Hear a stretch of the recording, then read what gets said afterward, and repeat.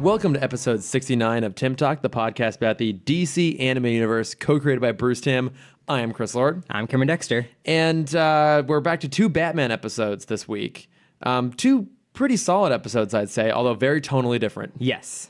Yeah, because we're talking Joker's Millions, which is just like another kind of flat-out comedy episode. Oh, but it's so good. It is really good, yeah. We had two. I've loved these episodes this week. I think these are some of the best to come from the new Batman Adventures run. I honestly wish I hadn't ever read about this Clayface episode. Because this is, I feel like one of the, had you seen this one before? No, I read about it when we started the podcast. Oh, because I think there was that ago. list, like that article of like the top 10 like tear jerk moments from the DCAU. Yeah, and this episode was number 2 on the list. What was number 1 again? Justice League. The man Ace. Oh, Ace, right? Okay, yeah, man, that's some really good ones. So we're talking about Joker's Millions and also Growing Pains, which two absolutely fantastic episodes. Nothing to do with the TV show. Nothing. Who's even in Growing Pains? I don't know. Was that Michael J. Fox? I don't think so.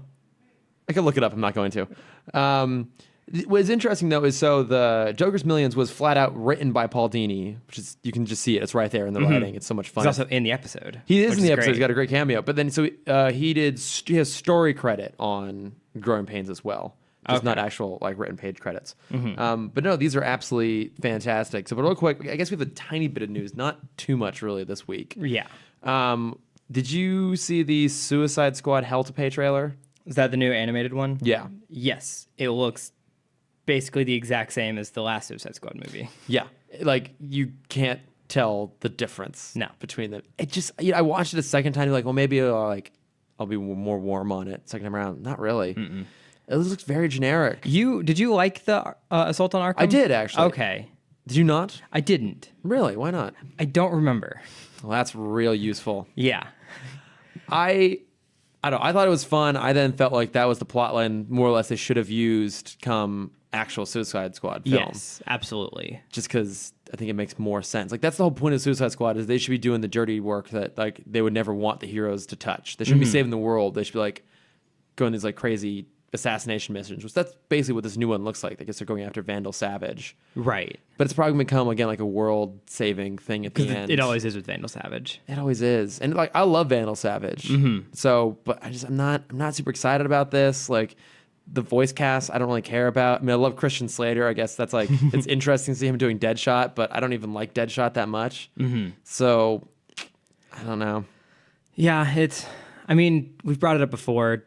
The DC animated films have not been great these past few years. Although I've heard good things about Gotham by Gaslight. I just haven't watched it yet. We talked about that last week. We should do that one at some point.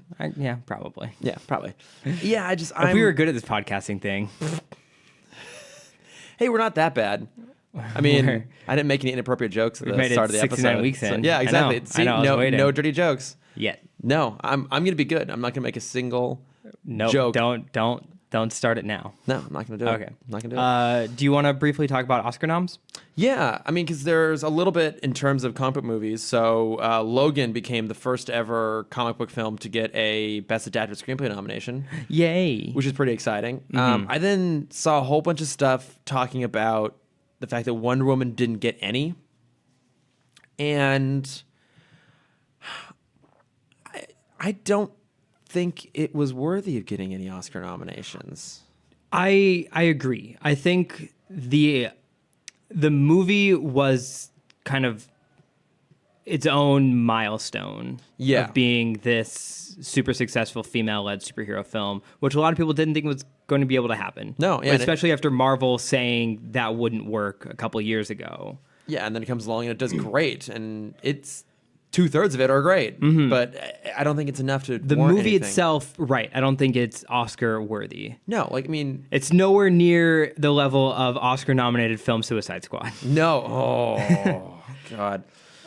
Definitely not Best Picture. I don't think even Best Director. I think Patty Jenkins did do a really great job, but I don't think it's enough to warrant Best Director. Not a Best Screenplay. Gal Gadot is great in it, but is she better than all the people who were nominated, or even those who weren't, who maybe should have been, I'd say probably not. No. And yeah, I guess it could have gone up for some of the technical awards. But then you look at the list of technical awards, and it's all the kind of usual suspects for that category. So it's all like, that's where Star Wars is getting nominated, right? Star Wars, like sound. Let's go like stuff like Baby Driver, Blade Runner 2049, Dunkirk. Yeah, it was just. We just had a really good year of movies. We did, yeah. And it's no fault on Wonder Woman. It just kind of it will always be remembered as a success, as the success that it is. Yeah. But it's not. I don't think it's strong enough to push through the Oscar wall. And I'm kind of, this sounds weird. Unlike Oscar-nominated film Suicide Squad. Oh, every time it hurts. In a weird way, I'm kind of glad it didn't, because then I feel like there almost could have been backlash against it, being like, really? Like say it had gotten like a screenplay nomination or something like that. I think people would have gone like, what, really? Like, it's not that good. Well, yeah, then the argument would have come up, because it always does, of was it nominated just because it was a female movie? Yeah. And now, I mean, we're going to get the argument for no one's ever going to be happy with anything in this world. No one's ever going to be happy. Because now we're getting the argument of, it wasn't nominated because it was a female-led movie. I'm like, no. It wasn't nominated because it was fine. It's only so good. Yeah. And you know what? At the end of the day, it did well at the box office. It was a huge cultural phenomenon, which is, I'd say, as important. We're going to get another one coming up here soon. Pat Jenkins is back. Gal Gadot's back. I'm hoping they'll have a little more freedom to do what they want. They're going to be less hamstrung by a real shit third act. Let's just take that for the victory it is. If people want to talk about snubs in this nomination list, can we just talk about Lego Batman losing a nomination to fucking Boss Baby? Well, Cameron, having seen both Boss Baby and Lego Batman, I mean, do you think? Let me just talk about this for a quick second. I don't remember all the movies nominated, but I do remember Ferdinand and Boss Baby are both nominated, along with I have them up here. Give me one second. Coco, Boss Baby, The Breadwinner, Coco, Ferdinand, and then Loving Vincent. Okay.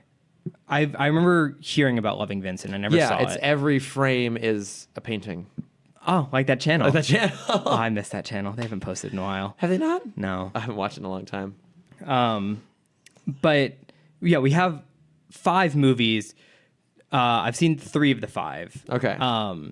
Boss Baby and Ferdinand beat out Lego Batman, Cars 3, which is pretty good, and Captain Underpants, which, okay, it's not the best movie, but it's better than Boss Baby. Yeah, it's not hard to do, really, and even is it? Ferdinand is fine, and I think its animation is pretty, but it's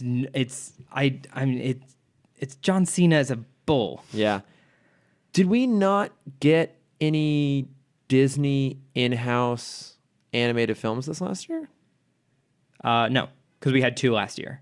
Oh, I guess that's true. We were supposed to get Gigantic was supposed to come out late last year into early this year, which was the updated Jack and the Beanstalk story. Oh, but that got scrapped entirely, right? Yes, and I've been meaning to research why, because they were very far into production before they dropped this movie. They were like 60% of the way done.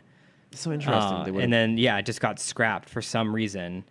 So, yeah, we're not getting... the next Disney movie we're getting is the end of this year, and it's going to be Wreck-It Ralph 2.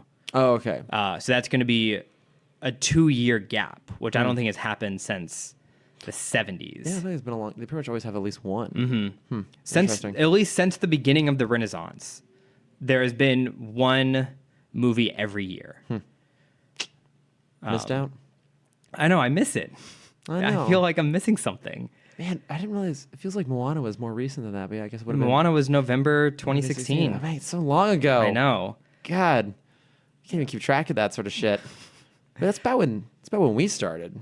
It is. We started August 2016. September 2016. That was close. Yeah, fuck it. What does it matter? Yeah. But yeah, it's there's always been kind of... Oh, and also like all of the Japanese movies that are making huge waves over in Asia that are just still not even being considered. Is it Your Name? Your Name. Was that last year? Was that 2017? Was that It got an 2016? American release in 2017. Well, then it would have qualified then. Yes. How did that? I mean, I've heard great things about that. It's the highest grossing film in Japan now. Wait, but hang on. Or highest grossing animated film. It beat out Spirited Away. Did it get nominated the year prior? No. No, I don't. I'm not 100% sure on this fact, but I don't think any non-Ghibli film or any Japanese film that hasn't been distributed through Disney has been nominated. Yeah, I guess. No, I guess it didn't. Except Red Turtle. I don't remember who distributed that. Oh, yeah. Man, that sucks. I've heard really good things about that. Your name. I should watch that. It's great. I have it if you want to watch it. I do. It's so good. All right, let's stop this. Let's just go. Yeah. All right. So it was great talking to you guys. We'll be back next week talking about these 2 episodes. Yes. Go cry. Yeah. Go watch. Go watch Your Name. Go watch Growing Pains and have a cry. Oh, I was right. But yeah, I think that's all. That's my rant I needed to get out. Yeah. No, I think otherwise everything else was about what I expected it to be. Yeah. There was a really interesting news clip where they talked to the council that decides on what movies get nominated. The High Council. The High Council, the Valerian High Council, and how basically a lot of them never watch the animated films. I believe it. Yeah. Which is why Disney always wins. Most of them have children or grandchildren, and they just ask them what they liked that year. Frozen. And that's usually the movie that wins. Yeah, and mostly it's going to be Disney. Which is crazy. Yeah. Well, okay. Have you and I talked about the flawed way in which the nominations and winning system works for the Oscars? I don't think so. Okay, then I haven't talked about it on air. I don't think so. Okay, I'm going to try and do this real quick. All right. So, because I read a great article, and if I can track it down, I'll go ahead and post it in the episode description. But basically it was saying, without going into the long history of why it's set up this way, that part of the problem is the nominees are picked by the category, with the exception of Best Picture. So like all of the actors pick the acting category, all the production designers for production design, cinematographers, etc. So that's how you get someone like Roger Deakins getting nominated a shitload, because all of his peers go, my God, Roger Deakins is one of the greatest cinematographers ever, probably the best one working right now. I loved his work this year. We're going to go ahead and nominate it. The problem then becomes when it comes around to actual voting, that opens it up to everybody. So then you get people who, aren't necessarily experts in that field voting for things like, say, production design or even cinematography. Now, cinematography is kind of a more obvious one, but there's another issue too, is that on the actual ballot itself, with the exception of the acting category, which lists the name of the actor nominated, it just says the movie. Oh. So, for example, Roger Deakins was the cinematographer on Skyfall, and that movie is gorgeous. He was nominated for an Oscar, but if someone who maybe knew who he was but didn't know that he did Skyfall, they would look at the ballot and go, why the fuck is a James Bond movie nominated for Best Cinematographer? I'm not going to vote for that. I know, we're going to go for whatever, what would have been, like Birdman or whatever at the time. We're going to go for that instead because I saw that was gorgeous. Yeah. So it's a flawed system, not necessarily in terms of how the nominees happen, that kind of makes sense, but in terms of who's voting. I guess by all means it should then be probably the people who are experts in the category get to vote for it, but then it's no different than the individual technical awards. Or at a minimum, they should have the names on there so that you can remember, like, oh, right, like I love Deakins, I'm going to go ahead and vote for him. Yeah. But you're right. You get a lot of situations where there's so many things that, like, I tried and see all of them. I have, I think, 3 to go. Yeah, same. I think 4 if I include, like, I, Tonya or some of the other ones that just got acting nominations. And I have the time to go sit and watch these. So it makes it a challenge for it to necessarily be the most accurate representation of who should be getting nominated and who should be winning. Right. So there you go. It's a frustrating system. It is. It is a frustrating system. And, I think animation in particular is a really underlooked category. I think, it's easy. Like, well, I heard a lot about whatever Disney put out this year. We're just going to go ahead and vote for that. Or, like, my grandkids said they loved it, but they don't sit down to actually watch them ever. I do have one quick side story. You brought up cinematography, and there's one shot in this trailer that I really love. And I don't think I told this story last week, but it's happened to me twice now. And it's when I go to the movies, I saw the trailer for Spider-Man again. Spider-Man? Yeah, the new animated one. And both times that I've seen it in the theater, when Miles Morales takes his mask off and everyone sees that it's the Black Spider-Man, they're like, what is happening? Like, people can't wrap their head around that it's not the same Spider-Man. I mean, even... And both times I've had multiple outbursts behind me. People like, this isn't my Spider-Man. It's like, oh, now Spider-Man's black? And I'm like, can you just... Yeah, I mean... You saw at the beginning of the trailer, it's Peter Parker's tombstone. Well, one, that requires us to pay attention. But two, also, even if we're Peter Parker, who cares? Right. It's like when Donald Glover, like, there was a rumor that he could possibly do it. I was like, yeah, that would be awesome. 100%. He would be a great Peter Parker. Mm-hmm. It doesn't fucking matter. Mm-hmm. I think it's hilarious that like, both times now, people have had outbursts. Ignorance. Like, what is this? This isn't my Spider-Man. Yeah. No, because it's a different Spider-Man. Because there's multiple Spider. The movie is Across the Spider-Verse. Yeah, but I don't think that's the name of the movie. Is that the name of the movie? Spider-Verse. Into the People Spider-Verse. don't know what the Spider-Verse is, though. But yeah, I mean, it does say Peter Parker. It's his grave right there. Yeah. Yeah, and at the end, there's two of them. But still, people are dumb. I know. But on the plus side, it does have that really gorgeous shot of him, like, falling upside down through the city. That was what made me think of it when you're talking about cinematography. Oh, my God. I'm super excited for that. I know, me too. I never thought I'd be excited for a Sony-only produced Spider-Man film.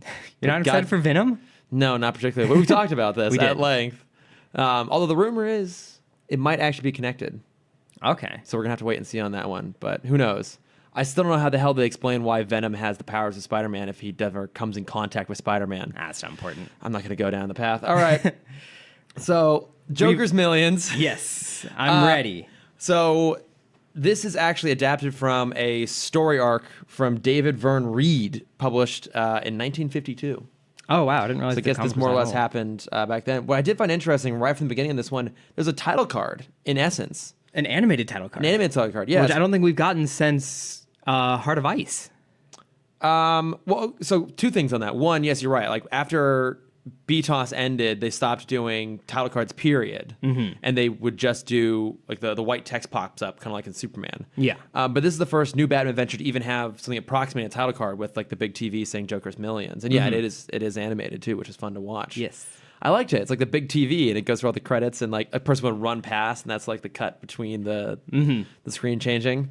I don't know if you also noticed this as it panned away from the screen. There was a big sign for DVDs here. I did. Like, I did notice the massive DVD sign. Yeah, lots of DVD signs actually. Because this would 97 or 98. Mm-hmm. It's like right just when DVDs were coming around. Like I remember buying a DVD player when they first came out. And there was one store up in San Jose that had it, and we bought From the Earth to the Moon, which was like the Steven Spielberg, Tom Hanks produced series about the space race, which I actually haven't watched. I should go watch that at some point. It's like that and The Matrix, like two of the first DVDs we bought. Because it was like right around that time. Mm-hmm. No, I loved that. There was actually a lot of really cool little nods and little moments in here. I don't know. Did you come up with a list of some of them? Nope, I did not look at that. Okay. Okay. First off, do you know why his hyenas are named Bud and Lou?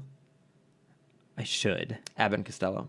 Oh, I knew it. I didn't know that. I had to look it up. I used to perform 2 Abbott and Costello sketches back in middle school and high school. What, really? Mm-hmm. Well, who are you? I was... it switched because we did loafing in middle school, me and my friend Dylan, and I was Abbott in that one. I'm going to be honest, I don't know which one's which. Costello's, I think, the fat one. That sounds right. Mm-hmm. Yeah, I've never seen an Abbott Costello thing ever. So. You've never seen any Abbott? You've never seen Who's on First? I've never seen Who's on First. Oh my gosh, hi, Chris. I know. Chris, that is a pinnacle of comedy. I know. It's the ultimate wordplay. Are you really enjoying the fact that you get to shame me about so much? You finally get to throw something in my face. I had multiple Abbott and Costello DVDs growing up. I need to go watch it. I know. I'm like way behind They're the times. so good. I know. I will watch it. I will watch it right after this. There's I recommend Who's on First is obviously the first one you should watch. Yeah. Loafing is a great sketch. I'm not biased about it at all. Math is a great one. Okay. Where they learn to do division. That sounds amazing. There's so many. I'll make a list for you. Please do. Yeah, send me a list so I can get caught up so you can have nothing to shame me about. Nothing whatsoever. Yes. Because I don't want to shame. I want to educate you. No, that's a good point. I like to shame you. Yes.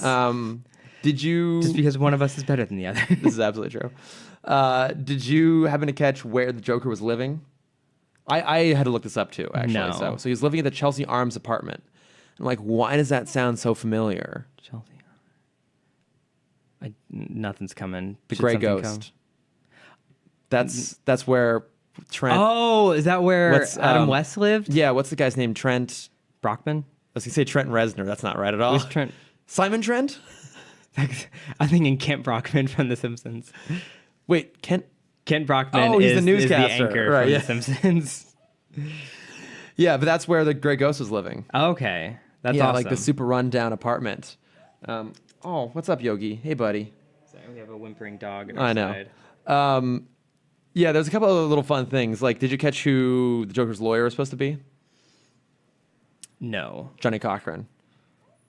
Okay. Well, because Johnny Cochran was the lead defense attorney for O.J. Simpson. Got it. So he came up with the whole phrase of like, if the glove does not fit, you must acquit. Mm-hmm. And then he has some sort of like other rhyming play here. I should have written it down.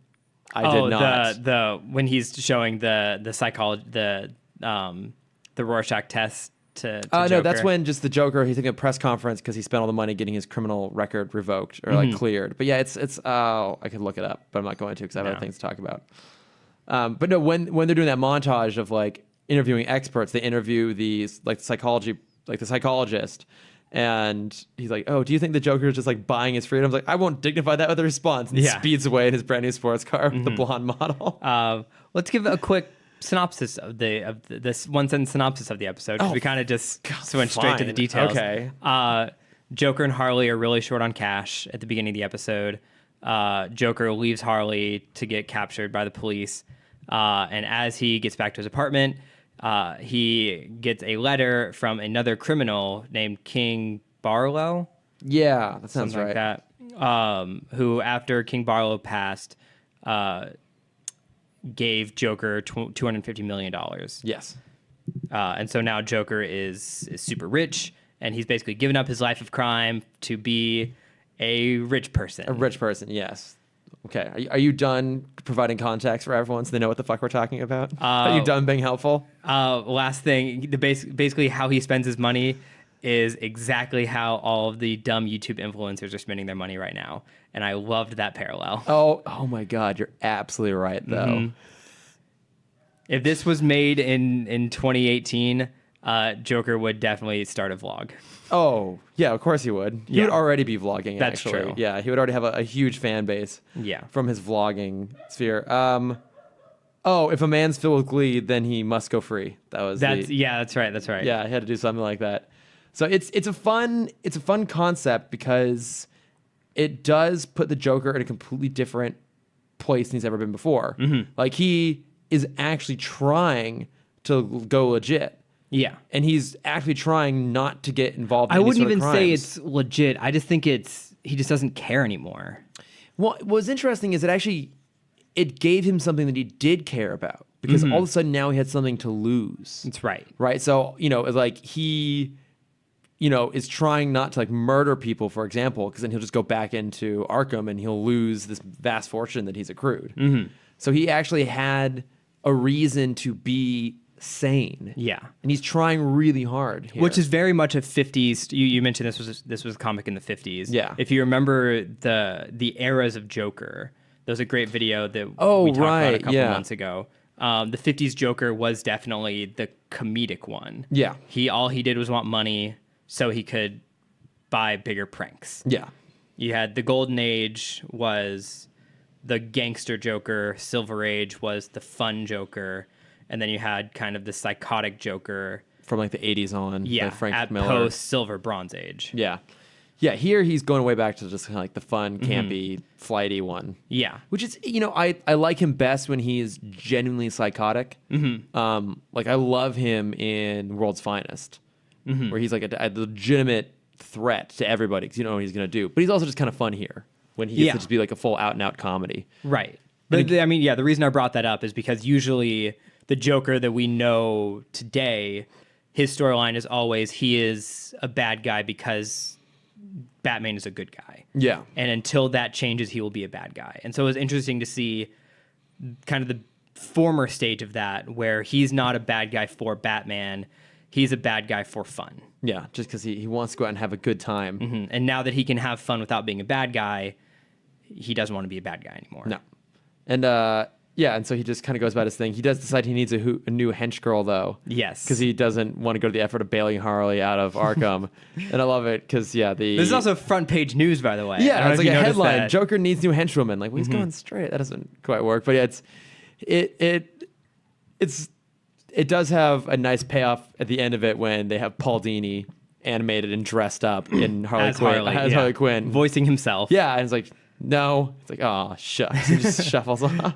Because now we've had both Paul Dini and Bruce Timm. That's true. In the universe. Yeah, Bruce Timm was the. Going back to Grey Ghost, he was the villain in that episode. I did also love so did you see the twist coming with the money? No, I didn't. Yeah, it'd been a long time, so I think I'd forgotten this. But yeah, the twist, of course, being that King Barlow, it's mostly counterfeit money. So it was just 10 million was real. 10 million was real, and then 240 million was fake. Which I think is really funny. So he had to then have printed 240. Well, I guess he said some of it was in like jewels and stuff like that. He also said they were $1,000 bills, not $100 bills. Yeah, this is true. So which I think is a red flag in itself right there. Yeah. Okay. Wait. So then let's say there was probably then maybe 200 million in counterfeit money. Mm-hmm. Right. So and if they were all $1,000 bills, so we had to have 20,000. Oh, that's, I'm sorry, Mom. I can't do this in my head anymore. 200.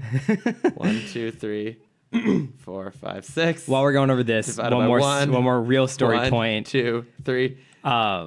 200,000. So you had to have 200,000 counterfeit bills made.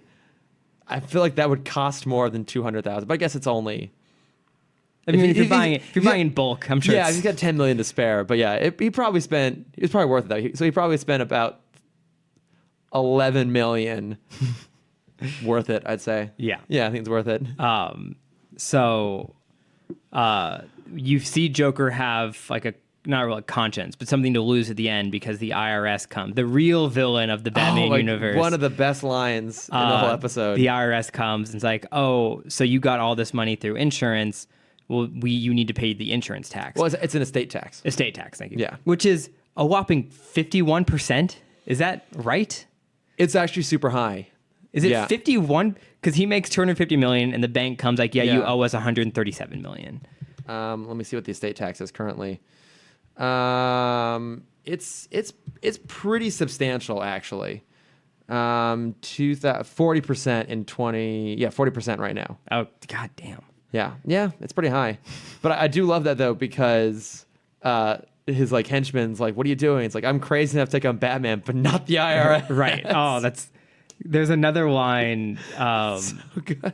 There's a line from a comic that I always love, and it's one of the old 90s Marvel DC team up comics, where they're trying to match Joker and Red Skull. And he has a similar line. He's like, I'm crazy enough to fight Batman, but not to team up with a Nazi. Oh, right. Yeah. Doesn't he like beat the crap out of the Red Skull? Yeah. Yes. Oh, my God. Yeah. But so in his attempts to try and go legit, one of the stops he makes is off of the Iceberg Lounge, which I believe is our first appearance of the Iceberg Lounge and the new Penguin. Yes. What did you think of the new take on the Penguin? I love it. Yeah. This is the Penguin that I always remember. Yeah, same, actually. I agree. I like this one a lot too. I feel like it gives him a very specific role now in this universe that I think is more interesting just being another themed villain. Because it also gives him something to lose. And it's great for Joker to see because Penguin is another villain, a rogue gone rich. And so now he is still loosely in the mob scene, but Penguin he's just kind of out of the game. Yeah. And so I think him with Joker was a great pairing. So Joker would be like, oh yeah, not all villains stay villains. Once you get money, you don't have to be a villain anymore. You can go straight. Yeah. Ish. And I want him to open a real carnival and just have it tank. Oh my God. No one trusts him anymore. Why would you ever? I mean, at this point, I think he's destroyed every other abandoned amusement park left. It's the long con, Chris. He's been slowly he's been setting up these fake heists and these fake things just so Batman would destroy all of the other carnivals and all of the competitors. So when he finally accumulated enough money, he could open his own and not have people like, oh, well, you destroyed these. Like, oh, no, Batman destroyed these. Do you think that's why he ran out of money? Is that his scheme didn't work? Yeah. At that point, like he had been like slowly investing in one amusement park and had been going. He's slowly destroying all the other ones, and then for whatever reason, like the profit started to dip a little bit. He eventually had to move into his own amusement park. It got destroyed. He ran out of money. He had no choice but to to Chelsea Arms. He opened the famous Five Flags on a really unfortunate day because Six Flags opened the next day. Just screwed. Great Five he's clever. Yeah, he's very clever. It was a great idea. It was the Five Flags that flew over Gotham. Yeah. But then suddenly Texas came through and was like, oh no, we're opening Six Flags because they're. I'm not going to go into the history of Six Flags. You don't want to start that right now? I don't want to bring that up right now. But a lot of people don't realize it started in Texas. Just because the New Jersey one's the most famous one, it's the whole title is Six Flags Over Texas because it's based off of the Six Flags that flew over Texas. Like what part of Texas did they fly over? The area of Texas, because it was owned by the Spanish at one point. It was owned by the Mexicans at one point. It was independent at one point. Owned by America. Owned by the French at some point. Well, that's separate. I don't remember. So those are the 6 different flags that have flown over the area, not 6 flags that flew over it simultaneously, right? Concurrently. Through the history of Texas, it had all those different flags. Yes. Did that then include the Texas state flag? Yes. That was the last one, the 6th one? Maybe. Did that include the Confederate flag? Wait, no, would that have been Texas wasn't part of the Confederacy, was it? I hope not. I don't think so.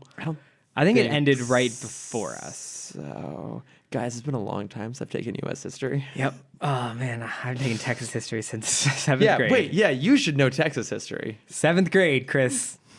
But you're like...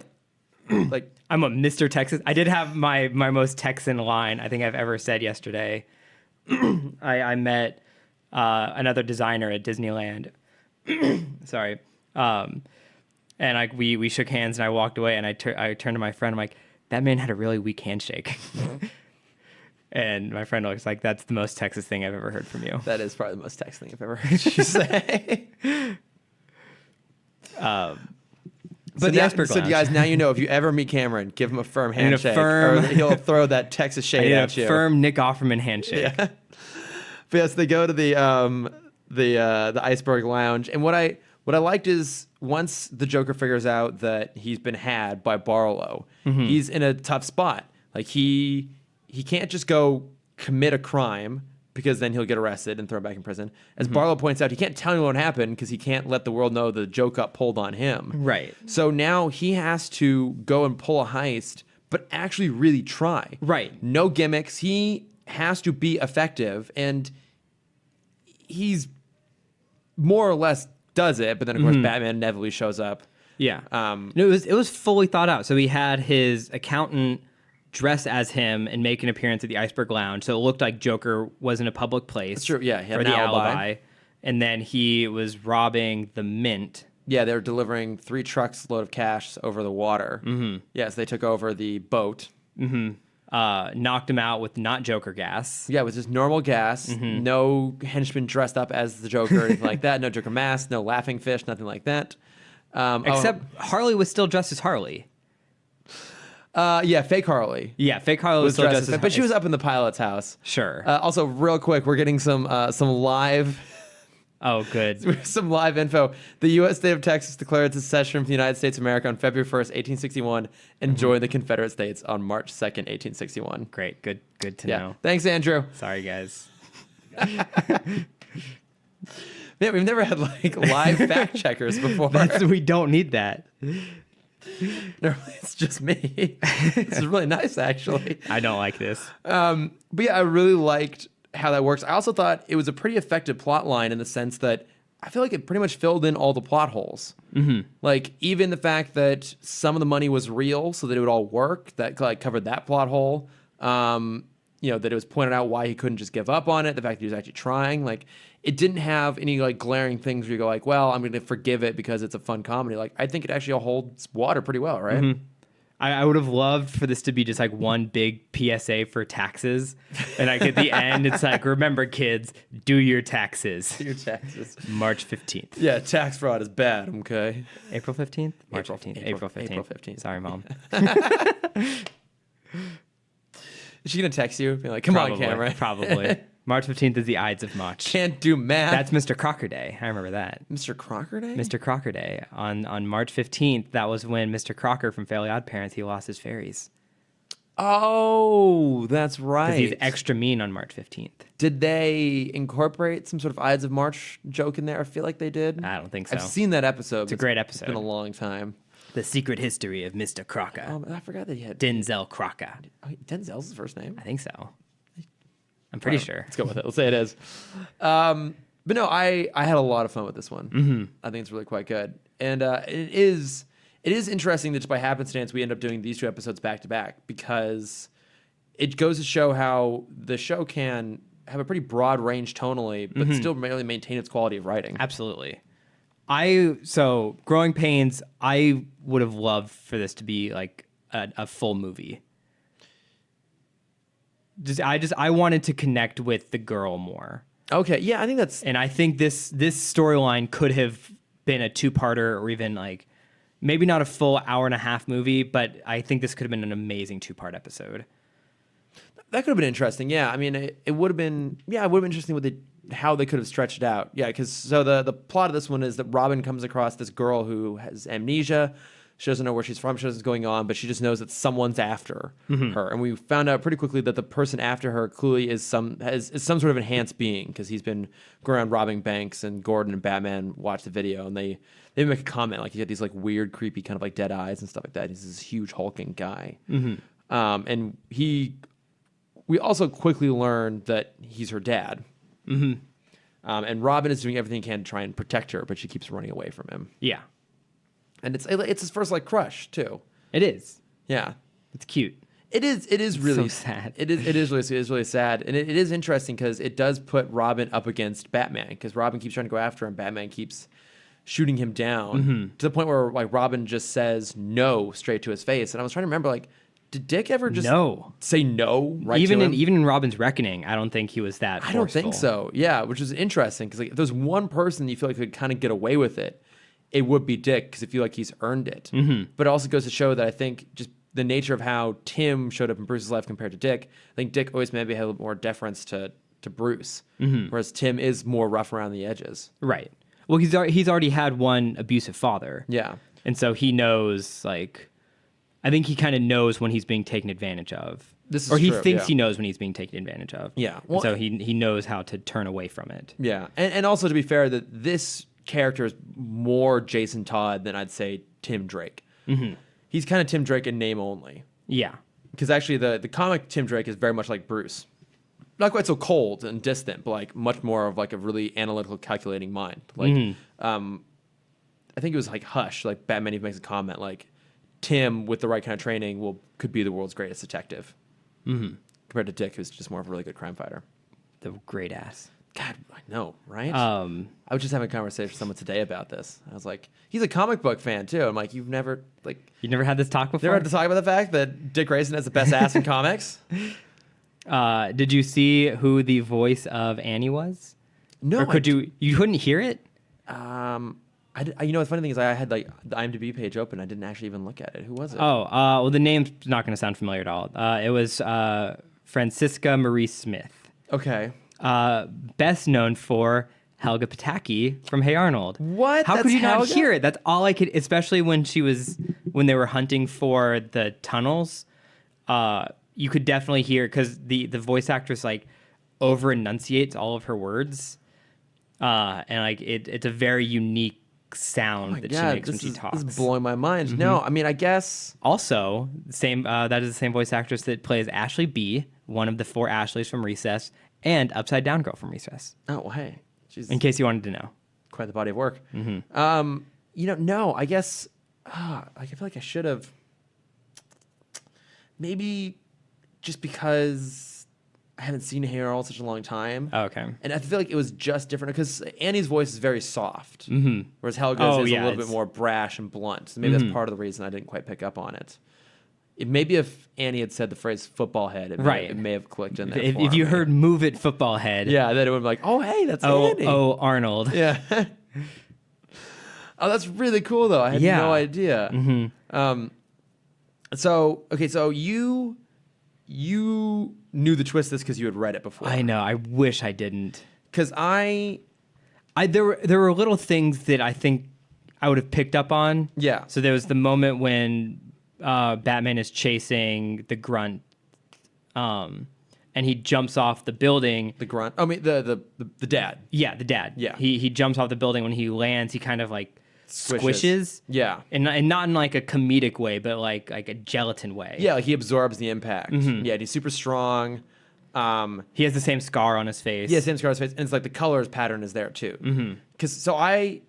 I think I would have connected that. I don't think I would have connected the daughter. Yeah. Oh, it's Clayface. I don't know if we said. So the reveal, like the first reveal, is that the villain chasing her around is Clayface, and so it is kind of hinted at. I know I saw this when it originally aired, so I must have at the time not known, but I don't remember that reveal though. I don't remember how I felt when I saw that reveal for the first time. But it is a pretty big reveal, but it does pale in comparison to though once they figure out who it is, Robin and Annie try to run away, and then she gets clay on her, absorbs it, and she realizes like, oh shit, I'm also Clayface. I'm a piece of him. Yeah. And like the look on her face of that absolute horror, like it's really, really intense. Yeah. And then when he's about to kill Robin, she charges at him to knock him off, and then she starts getting sucked into it. That's a really dark moment. Yeah. Like it's unsettling actually. Mm-hmm. I know, and that's why I would have loved for this to be a 2-part episode, because this plays a lot with the idea of like what is conscience and what is real and who is real. What part of Clayface can have its own personality, like because there's a scene when Robin cuts off Clayface's arm. Is that arm still alive? Is it sentient? I don't know. I got too deep into that point. But what I wanted the 2-part episode to be is I would have loved for them to have a happy moment together, and I think that would have like pushed that scene so far over the edge of just being so emotional. If you actually got to see Annie having fun with Robin, that would have I would have started crying for this reveal. So where would you put in the reveal that's Clayface, for example? Would you have had part 1 end with Batman going, "I know who Daddy is," and driving off? Yeah, can we not have that? I was gonna save that to the end. That is the creepiest line Kevin Conroy has ever said. I thought it worked actually. I know who Daddy is. It's too much for me. Yeah, I would have had it end with the daddy line. Yeah, and then start up again, and we would have started out. I think part of the challenge with doing it, because I agree with you, it would have been nice to have more time with this. It's like one of the challenges of doing it in 2 parts is you don't really have a lot of time after the Clayface reveal before you can do the Annie reveal and have it not feel really obvious. I feel like their timing was perfect. Oh no, I would keep the timing of that at the end. Absolutely. But so then how do you stretch out, like how do you justify burning about another like 15 minutes at the beginning of the new episode where Batman knows who it is, but he hasn't told anyone yet? Open it in a similar way. So they did this with, I would do it in a similar way they handled Terra, the introduction of Terra and the Teen Titans, first Teen Titans series. Yeah. Keep the same biker gang thing that's attacking the girl. You see Robin beat them up. The girl runs, and in the shadow, you see the hulking figure move by. You see this guy is connected to her. Wait, you would have that start episode 2? Start episode 1. So then how would you start episode 2? That's what I was asking. How would you justify burning basically an entire episode the second time around without giving away who Clayface is? Giving character development for the 2 of them, for Robin and Annie. Because like I said, I just wanted a scene of them, because she's kind of in panic the whole time. Yeah. I would have loved a scene where she is finally comfortable and happy. It's like, I don't care who I was. I'm happy with who I am now. I see what you mean. Yeah, that is what I would a little love more for that to scene. her. Yeah. I'd be very curious if they ever contemplated doing this as a more stretched out one. Because it pretty much is what they did with Tara. Because you see her, there's a figure behind her the whole time. She buddies up with Beast Boy. They go on a mission together. But this was also 10 episodes. Yeah. And then the reveal doesn't come until the last 2 episodes. That's true. Oh shit, she's been working with Slade the whole time. Shit, my heart just ripped in half. I remember going to school the next day and just being so sad. Oh no. Poor little Cameron. Oh, it was the worst. Aftershock still hurts when I see that episode. Is that when she turns to stone? Oh, that's right. Yeah. Oh. Mm-hmm. Not New Beginnings. New Change, something like that, is the first episode of the season that never existed. Oh. Yeah, that also hurts. It still hurts. It's still fresh wound. Did you watch the Judas Contract? I did. I don't remember if I watched it. I must have watched it. It was fine. Yeah, I didn't remember it kind of being like, eh. Mm-hmm. It'll be hard because they did such. Because I mean, that's what Judas. The season with Tara was adapted extended, from the Judas Contract. Yeah, and it's hard to ever beat that. Yeah, I feel like I must have watched it. Was it that forgettable? The scene you might remember is Tara was in love with Deathstroke. You know, I don't think I did see it actually. Okay, that was the big thing that I think is part of the comics that obviously they toned down for the Teen Titans? Yeah, for the series. Yeah, the movie they played it up a little bit too much because they weirdly do that, and I don't like it anymore. Yeah, they not that I ever liked it. Okay, yeah, I've just seen Justice League vs. Teen Titans. I haven't watched the Judas Contract. Okay. Yeah, I think that was even one of my problems with the new Suicide Squad show. It was like, it's rated R because we seem to think you want that. Right. Well, they did that with Assault on Arkham too, because there's a scene where was it rated R? I don't think it's rated had R. to be because you see Harley tits. No, you don't. You don't? No, she sleeps with Deathstroke. Yeah. And there's like, it's heavy, like, we get lots of side boob from what I recall, but we don't actually see Harley naked. Okay. No, because I think The Killing Joke was the first rated R. I think that's right. Yeah. And I don't think any of them had nudity in it, though. No. DC has a line that they won't cross. God, if only they do some naked Nightwing butt. Just get that for like 80 minutes. Yeah. Can we just get an 80-minute long animated movie of Dick Grayson working out? Is that it's a Dick Grayson workout tape? Yeah. It's like 80s style. Yeah, actually, no, I'm fine with that. I'm fine with 80s style. Yeah. Yeah, as long as there's no shirt and tights, I'm all on board. Mm-hmm. Yeah. Please, someone get on that. You're an animator. No, Cameron, that's not me. Make that for me. There's a website called 4chan. Pitch it there. I'm sure you'll find a lot of great I people. can exist. Rule 34 will save me in the end. Yep. Okay, so I have a question for you then. Yes. So at the I'm end, also glad that you know Rule 34. I haven't heard that in a while. Of course I know Rule 34. It's been a while. I haven't love had Rule internet. 34. We're live, Chris. Yeah, that's fine. Have you ever seen when they Rule 34, the actual Rule 34? Yes, it's so raunchy. We're not going to explain Rule 34 on here. Yeah, if you don't know what it is, Google it. Go look it up, kids. But on private search. Yeah. So I have a question for you. So they captured Clayface at the end. Mm-hmm. They're reading the list of things, and Robin turns to Batman and says, "Yeah, also murder." Mm-hmm. So, do you think that was murder? No, I also wanted to bring that up. Oh, good. Because it's not. Because it's not really the clone argument. Because I wouldn't say she's a clone. No, she is an appendage that can just think for itself. Yeah. Well, yeah. Because I guess. I mean, I feel like the closest we could get would be multiple personalities, right? So it's just you could have a multiple personality manifest itself in a physically separate entity. Yes, but it's not considered murder when you like eliminate, like a multiple personality. Yeah, it's considered psychiatric help. Yeah, to block off a personality. I guess it's not murder, or you're not getting rid of it. If I understand psychology enough, which I don't, you're not getting rid of the personality. You're kind of blocking. You're tuning it out. Okay, is kind of what I understand from it. Yeah, but I will, because I agree with you. I wouldn't classify it in like the legal sense of murder, but it does feel like an on-screen character death. Like it does. It's given the sort of weight and time in the episode itself to feel that way. Ooh, another thing that I would love, that I would have loved to see is Robin, because you do see him kind of lose it. Because he's about to just murder Clayface by diluting him in some kind of solvent.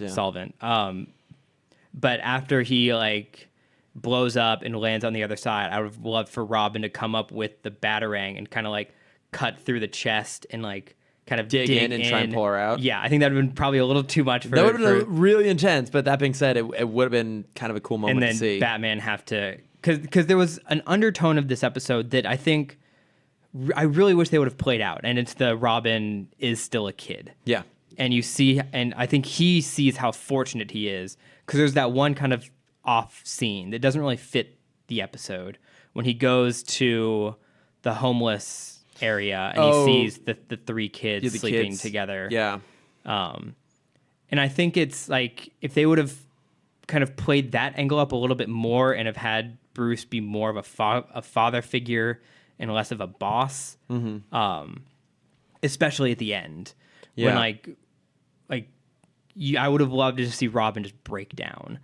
Like he goes out, he goes up to Clayface to try and find Annie. Batman has to come and just kind of like hold him, and like she's gone, like she wasn't real or something, like some just devastating line. Yeah, of just like what you had was real, but she wasn't. She wasn't. Well, and I actually hadn't thought about this until just now as you're saying it, but part of the reason I think this would affect Timm, say more so than Dick, was the background that Timm came from. So he probably saw, not only did he have like a crush on Annie, but he probably saw a lot of himself in her as this kid who, like, he even says, like, yeah, my dad was a piece of work too, but she's like stuck in this terrible situation with nowhere to go. And like you said, he recognizes how fortunate it is that he's been given a chance out of that. Yeah. And so, I guess you're right. If they had expanded on 2 episodes, they could have spent more time pointing out what Timm has gained by becoming, Bruce's adopted son, also becoming Robin. Yeah. And how he would try and do anything he can to help someone else in that same sort of way. Like, it would have been really interesting for him to like try and take Annie to the Batcave. It was like the only place he knows is safe, and for Bruce to be like, no, you can't bring someone to the Batcave. Because he even makes a note at the beginning where he's like, oh, what, like, why are you trying to run away from me? Is it the mask? I'm like, are you going to give your identity to this girl? Because I've been a long time, I thought I was going to have to, like, is he take his mask off? Is he going to give her like his real name? Like, luckily he didn't. That would have been real dumb. But yeah, it had a moment like that. Because that's my favorite joke in Young Justice, is even when he is in the first half of Young Justice, when it's still Dick Grayson, even when he's in school, he's always wearing sunglasses. You never see his eyes. Oh, that's right. Yeah. God, so cool. Yeah. So actually, that idea about like revealing your secret identity comes back around in the series finale of Batman Beyond. I don't know if you've ever seen it. I don't remember it. Well, it'll be a while before we get there, but it's a really good episode that kind of touches on that idea of like why it's even dangerous to reveal to like a random person who you think can never get back to you why you shouldn't reveal who your identity is. It's pretty good. Did we ever talk about the Spider-Man problem with that exact point? I mean, from the Amazing Spider-Man when he just like takes his mask off to like tell the little kid like don't worry, which is actually kind of a sweet moment. To be fair, yeah. No, just in general, and why? Oh, the fact that like that's part of the problem with the movies is they have to keep finding a way for him to lose his mask in the third act so we can see him be expressive, and how they kind of figure that out in Homecoming, sort of, with the eyes. Yes, that's the exact point I was going to say. Okay, well, there we go. Yeah. Also, I guess I hadn't thought about that, but it also helps too that he's in his homemade Spider-Man suit at the end as well, because that doesn't have the same sort of full mask, so you can kind of justify that the removal of it a little bit better. Yeah.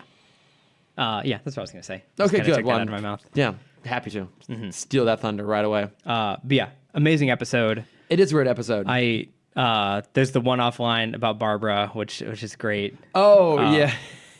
Batman's with Gordon and Robin's in the corner kind of daydreaming about Annie. And he's like, oh yeah, I'm just thinking about a girl. He's like, oh yes. Those teenage phases. I'm glad Barbara's out of that. What I wrote it down. Like his past her wild days. Yes, yeah. And Bruce gives that look like, oh. Like, yeah. So I did read something interesting on like, because the Amazon trivia, I was watching my iPad this time, so like, that's a little bit of trivia, and apparently, I hadn't noticed this. Batgirl is in nearly every episode of this series, and what's interesting is that was actually a big push from Kenner, who was doing all the toys, because they wanted Batgirl in there to capitalize on her appearance in Batman and Robin. Now, the irony, of course, was I was 8 when these were out, and I was buying Batman toys, and there was basically never a Batgirl figure anywhere. Interesting. They made one Batgirl figure for like the BTOS series, and it was her like some of the older toys, like it was like she was like hanging from some sort of like glider or something like that. So her arms were like turned in, and she had like the big kind of hook claw hands. And so it had this weird like kind of gorilla pose. But it wasn't even like it was a slight change on her BTOS suit. And then they did like a re-release of that figure because like they had one Batgirl figure, and they did like a re-release with the new Batgirl styling on it. But also it was a weirdly constructed thing where her head wasn't like connected via like a mechanical piece; it was glued on. Like the figure would come apart all the time. So the first time they made like an actual really good Batgirl figure, it was an exclusive as part of Batman Vengeance, which was a fighting game done in this style. I remember actually really liking the game because it was kind of even a precursor to like the Arkham series. Like you could play as the 4 leads, and you would go through these missions, and it had like Bane. Like there was one point where Bane drives a massive like shipping tanker somehow into the Batcave, and so you're on the ship trying to prevent him or his henchmen from getting off and breaking into the Batcave.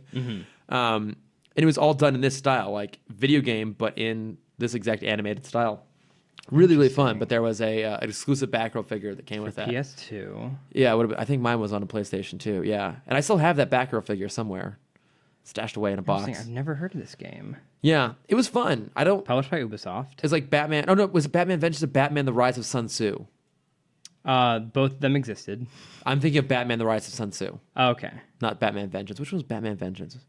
I don't know either of them. Okay, yeah. So I had it slightly wrong because I never actually beat the game because it was like nearly impossible to beat Sun Tzu at the end. Well, not Sun Tzu. The game is based for the television series. The new Batman Adventures itself is a successor to the widely acclaimed Batman the Animated Series. In the game, Batman finds himself entangled in a web of his villain schemes while attempting to stop the Joker's plan to destroy Gotham City. That's Vengeance. Yes. Okay, I'm thinking of the other one. Sun Tzu. Is it Sun Tzu or is it... Well, Sun Tzu actually... Doesn't he write The Art of War? Sin Tzu. Okay, it was close. It was very close. Sun Tzu is Art of War. Yes. Yeah, it was a really fun game though. But yeah, like there was never any Batgirl figures. I don't know why they made that big push because they really dropped the fucking ball on it. Ooh, it came out for GameCube. Oh. Sorry. Wow. Yeah. But yeah. I just want more of this episode. This episode was so good. It was really, really good. We've been pretty lucky, actually, of late. Because, I mean, we both had some issues with the Darkseid storyline in the last one, but overall they're really good. And I think they are worth the payoff in the end with Turpin, even if the episodes themselves aren't great. Yeah. And luckily this time around, the whole episode with Annie is really good. And then, the emotional point at the end is pretty strong. And then, we're getting Supergirl next week. Ooh. Supergirl, and then also the end of season 2 of Superman the Animated Series next week. Oh. I know. I wanted to jump back because I think we just kind of brushed over the topic and didn't actually have like a good conversation about it. Please. The what is conscience, what is alive idea. Because with Clayface, and you kind of see it sometimes with like Plasmius and a couple other characters that have kind of that shape-shifting. The absorbing thing. Where like how much control does he still have? Because you do sometimes see Clayface and Plasmius where they'll lose an arm and the arm will stand up and kind of keep walking on its own. Crawl back towards it. Yeah.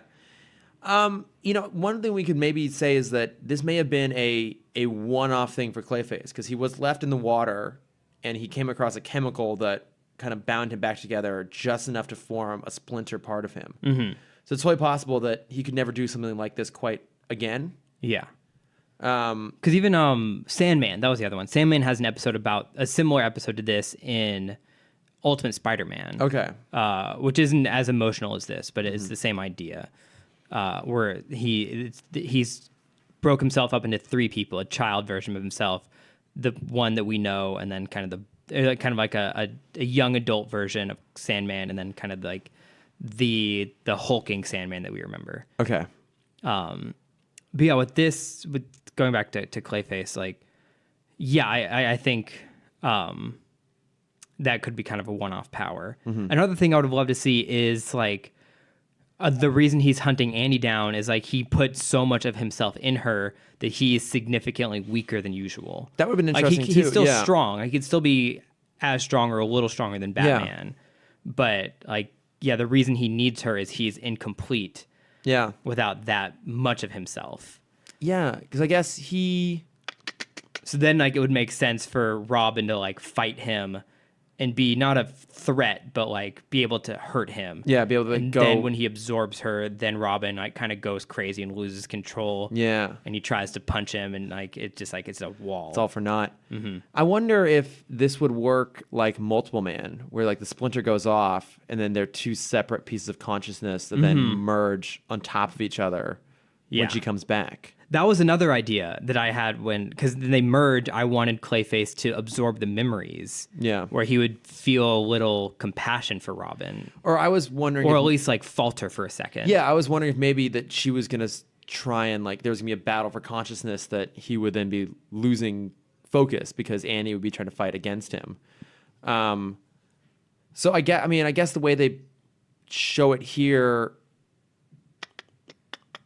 I feel like the more time she spent on her own, probably the more of original Clayface's consciousness she would have developed. Yeah, I don't know. I mean, I guess because she did say it wasn't until she left the sewer, that she kind of became independent.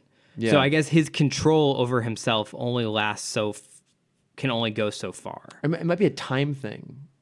Time or distance, yeah. Yeah, the time thing might make it interesting. Yeah, so I guess does she have her own distinct consciousness? Because I think it was also in the first Clayface episode when Batman was analyzing the clay. Wasn't it still moving? No. What was that? What broke the container? What am I thinking? I'm probably thinking. It's probably another Clayface episode. It's either Clayface or I'm thinking of the symbiote from Spider-Man. Oh, again. Yeah. So I guess I am thinking of the symbiote from Ultimate Spider-Man. Yeah. I guess I don't think most of him is normally sentient. Except this one tiny little piece. Does she have consciousness though? Because she does fight against Clayface. She has free will. That's true. Yeah, I guess that's closer. I don't know. What do you think? I don't know. I don't think Clayface has the ability to create life. No, I don't think so either. So I think he can. I don't think if she had memories, I don't think it would have been any of her own. So she makes the comment, and this is where I don't know if I would have picked this up if I didn't know before. They're walking by a movie theater, and she makes a comment about seeing lights. I wasn't expecting the lighthouse. I thought she was flashing back to Clayface being an actor. Oh, that's a good point. And she was thinking about like a premiere that she had been to. Yeah. That would have been interesting. Yeah. That's where I thought she was going with the light. And then she's like uneven surface. If it was, I'm like, that was kind of lost me. It's like, I remember like a red carpet. And I'm like, oh shit, like that would have been such a cool connection. Yeah. But I think they're kind of abandoning that he was a former actor. I think at this point, yeah. But you know what, you're right. I was hesitant to say that I would have liked to see this done in two parts. I think it's very concise. But you're right. I think there's actually a lot of stuff they could have played with that would have been pretty interesting. Yeah. Yeah, I think having more information about how her brain would have evolved over time would have been a better indication of like what kind of consciousness she has. I don't know. I'll write a spec script. Yeah. Yeah, Growing Pains Part 2. Yes. Yeah, more Growing Pains. Growing painier. Yeah, this is really, really good. And I think proof that they were still on point when they were doing the new Batman Adventures. Oh, they knew exactly what they were doing all the time. Yeah, I think we're getting. I think Love Is a Croc is our next new Batman adventure, which is like okay. Okay. But overall these are still pretty damn good. I know. Do you have any other notes? No. Talked at length about this one, but we did. Yeah, one of the best. It would make my short list, hands down. Oh yeah. I did have one other note for Joker's Millions. I would love a toy of Joker in his golfing outfit. Yes, with the bent club. With the bent club. Oh, that was a great moment. Like Bruce out on the golf course with his lady friend. Yeah, just being a total Lothario. Bruce, you dog, you. I'd love that toy. That'd be amazing. But I would first want us to go, of course, get shirtless Batman versus shirtless Roz. I guess. God, it can be a 3-pack. We need those. The golf shirt can go on any three of them. Yeah. Oh shit! All right. Well, you gotta get some plugs for us this week. Yeah. I mean, I haven't been watching anything good. I've been. So how is that different from every other week, Cameron? because this stuff is usually just like mediocre, and this is just bad. I've been trying to get through The Gifted. It got worse. I thought you had been saying really positive things about it. No, I've been talking about The Runaways. Oh, but I thought they're separate. But no, I thought you were saying that The Gifted was good. Did I talk about The Gifted last week? I don't know if you talked about it on the podcast, but I think you talked to me about it. I said it was fine. There's a lot of characters, and yeah, it's not great. I would say The Runaways is better. Okay, because I've actually heard good things about The Gifted. I have 3 episodes left, and I'm struggling. Really? Mm-hmm. I guess I include it then, anyways. But going off of the great bad movies, I think I've plugged this once before, but I watched it again, and it's still great.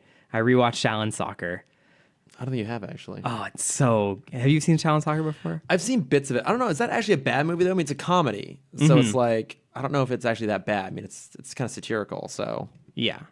It's amazing. I think I've seen pieces of it, yeah. I remember I had a conversation with my coworker about that actor and how he's just like we always associate Jackie Chan with being the king of like action comedy. Yeah. But the actor from Shaolin Soccer, whose name I don't remember right now, he makes these just like unbelievable comedic action. Stephen Chow. Yes. These unbelievable comedic action films.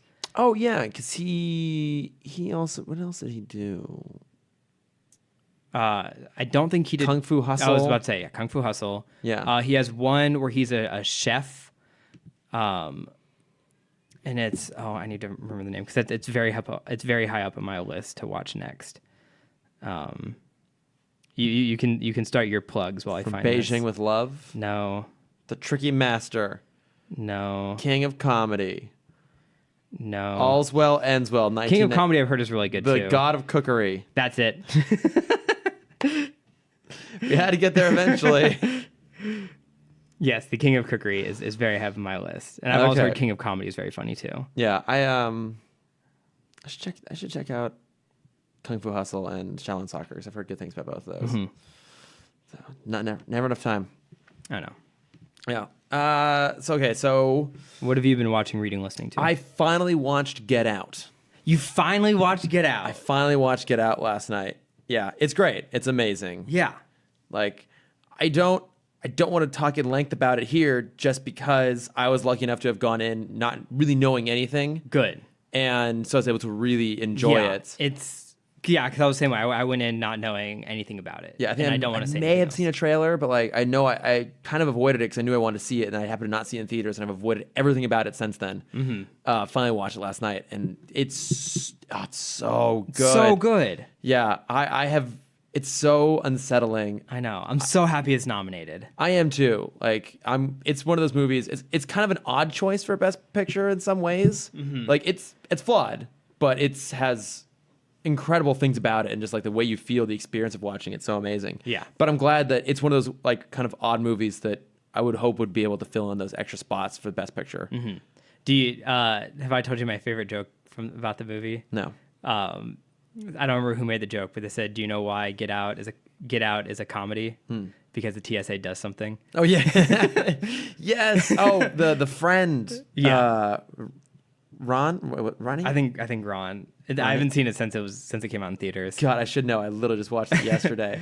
Yeah, it's amazing. It's absolutely incredible. Like so we watched it on like HBO GO. I think they're doing some re-releases in the theater because of the nomination. They should, yeah. If so, I want to try and catch it in the theater if I can. You should. I'd love to have that experience. But my God, it's amazing. Yeah.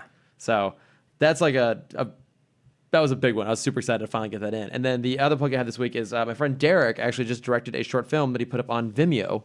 Ooh. Yeah, my friend Derek Mari. And it's called Beauty. And it's just absolutely beautifully shot. Ooh. Yeah, it's really fantastic. So, again, another one that's kind of better just kind of going and watch it, not really knowing what it's about. But, yeah, it's really, really fantastic. I recommend it. So I'll throw that in the notes. Go give that a watch. All right. It's great. I'll check it out. Yeah. And that does it? That's how we end it, right? Yes. I think it's 69 episodes in. We're finally in it. Yeah. Yes, Cameron, where can we find you? Were we to want to see what your social media life is like? Were we to want to see basically just tons of photos of you at Disneyland? You can find me at, I guess I can plug our page. Oh, you can? You can finally do it? Because it's public now. Oh. I've been working on this project for the past few months called Core Memory Co. And I am starting my own line of like off-brand nerdy stuff. I think it's weird to refer to it as off-brand. Like, I mean, that's technically the correct term. Unofficial yes. nerdy stuff. And our page is live on Instagram. You can find us at Core Memories Co. And our website will be up soon. And we're going to launch at the end of February. Are you allowed to say what brand you are unauthorized? I mean, it's gonna be unofficial Disney merch. Okay, yeah, I feel like that's kind of important so people know what it is. Well, I mean, I want to expand outside of Disney, but right now it's unofficial Disney merch. Unofficial Disney stuff. And you can see kind of teases of it across my page at @CamDexter_adventures. But yeah, go. I mean, we'll have like one post up, but be on the lookout for that because I'm actually going to have stuff to show again. And for those of you who don't know, Cameron does all the art. I would assume people know this at this point, but Cameron does all the art. I mean, he is an incredible artist. And like, so you can imagine his style then push further than the bounds of just podcast cover art is really incredible. Like he's shown me everything. It's gorgeous stuff. Mm-hmm. So yeah, at CamDexter_adventure and at Core Memories Co. Yeah. Super excited. Yeah, me too. I did have this pointed out to me today. You realize this now makes you an influencer, right? Yes, it does. Oh, yeah. Honestly, I want to say that's the whole reason I did it. Just so I could say that I'm an influencer. Because someone tried to accuse us of being an influencer. I'm like, we don't influence anybody with this podcast. Mm-hmm. There's no one coming to us for our sage advice about what they should wear, what they should do. Yeah. So... But yeah, this makes you an actual influencer now, Cameron. Yes, it does. Am I allowed to associate with you now? Yes, you have to. Damn it, I'm trapped. I'm locked in. Where can we find you? I am at Lordifer on Twitter and Instagram. I don't have anything cool like unofficial Disney shirts to go check out, but you can come check out my boring life. And then, of course, as a podcast, we are at Timm Talk Pod on Facebook, Twitter, Instagram, and a Gmail. Yes. I think I mentioned before, we are now up on Spotify. Mm-hmm. We're also now up on YouTube. Yeah. I'm still having some issues with YouTube. That's fine. YouTube's having some issues with itself right now. That's true. There's absolutely some stuff going on there. But yeah, so all these new episodes are also up on YouTube. And at some point, I'm going to start trying to get all of the back catalog up there. Great. It's going to be a daunting process. Yes. But I'm going to do it. We're going to do it. I'm going to do it. Please email us and tell us what we got wrong this week because I'm sure it's a lot. Yeah, but hey, at least eventually we got things right about Texas. Again, thank you, Andrew. Thank you for our live studio audience. Yeah. Oh, someone asked me to, I fucking kid you not, a friend of mine asked me today, is your podcast live? I'm like, who the fuck would sit and watch us? It is now. And Andrew's been sitting off in the corner silently watching us. I can think of no worse way to spend an hour. I'm sorry, Andrew. Thank you guys for listening again, and we'll see you next week. Bye. Hey y'all, it's me, Tammy Totson. Hello, my name is Bill. You know me, I'm Dionysus, the god of wine. Are you tired of bars telling you about how good their record is? Found gold under my grandma's house and I didn't know what to do with it. But then I heard this commercial and I said, okay, here you can take all 4,500 pounds of this gold. I got $26 and now I can go to Arby's. Call today, 1-888-ASSFOOT. Side effects include depression. The best medicine podcast here on the Nerdist School Network. Stop dressing up your cat and fall in love. The Nerdist School Network. For class and show information, visit nerdistschool.com.